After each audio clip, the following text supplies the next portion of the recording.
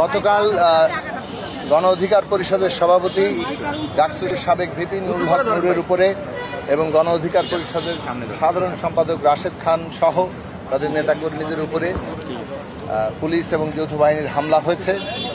আমরা রাতেই খবর পেয়েছি, কিন্তু তখন তিনি বেশ আশঙ্কাজনক অবস্থায় ছিলেন এবং চিকিৎসার জায়গায় ছিলেন।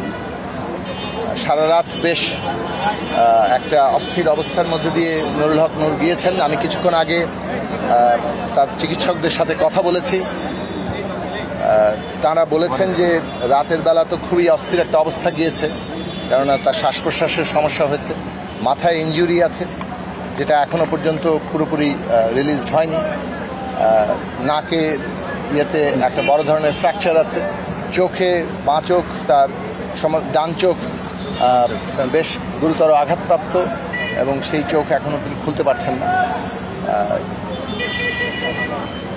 ডাক্তাররা চিকিৎসকরা সর্বশেষ যেটা বলেছেন যে এখনও আশঙ্কামুক্ত নন, তবে তারা আশাবাদী যে এখানে তার চিকিৎসা চলছে এবং তিনি সুস্থতা পাবেন। আমরা সবাই দোয়া করি যাতে নুরুল হক নূর দ্রুত সুস্থতা ফিরে পান। এই হামলা যেটা হয়েছে আমরা তার তীব্র নিন্দা এবং প্রতিবাদ জানিয়েছি ইতিমধ্যেই। বিশেষভাবে গণ অধিকারের একটা কর্মসূচি ছিল, সেই কর্মসূচিতে যা হয়েছে তারপরে গণ অধিকার নেতৃবৃন্দ নুরুল হক নূর এবং তারা তাদের অফিসের সামনে একটা প্রেস ব্রিফিং এর অপেক্ষা করছিলেন। সেইখানে এসে কিভাবে পুলিশ এবং যৌথ বাহিনী এভাবে ধরনের হামলা করলো এবং সেই হামলার উদ্দেশ্য কি কিংবা কারা এই হামলার পেছনে দায়ী, সেটা অবিলম্বে তদন্ত করা দরকার এবং যথার্থ তদন্ত করা দরকার।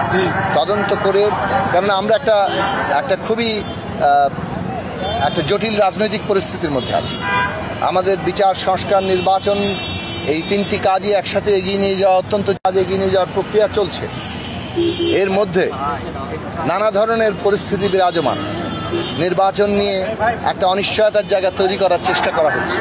সেইখানে একজন প্রতিষ্ঠিত রাজনৈতিক নেতৃত্ব, ছাত্র আন্দোলন থেকে গড়ে আসা, বিভিন্ন আন্দোলন সংগ্রামের মধ্যে দিয়ে উঠে আসা একজন নেতৃত্ব নুরুল হক নূর, রাশেদ খান, যারা গণ অধিকার পরিষদ গঠন করেছেন বিগত ফ্যাসিবাদ বিরোধী লড়াইয়ে, যাদের গুরুত্বপূর্ণ ভূমিকা আছে, নানা নির্যাতন মোকাবেলা করে লড়াইগুলো আমাদের করতে হয়েছে। সেইখানে আজকে তার উপরে যেভাবে পুলিশি হামলা, যৌথ বাহিনীর হামলা হলো, এইটা সরকারকে ব্যাখ্যা দিতে হবে এবং সরকারের এ বিষয়ে আমরা প্রকৃত এবং যথাযথ ব্যবস্থা আমরা দেখতে চাই।